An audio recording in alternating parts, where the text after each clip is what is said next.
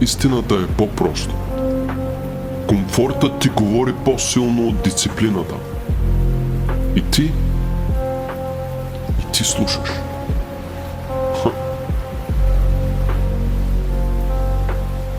Ти отлагаш, после пак отлагаш, после го наричаш процес.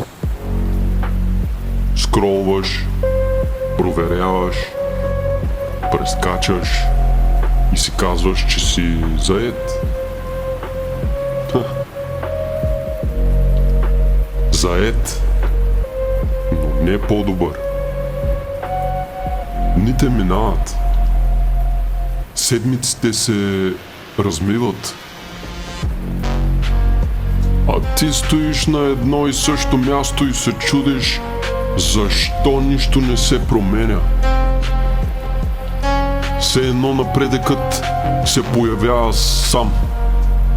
Все едно фокусът идва, когато на теб ти е удобно. Не идва.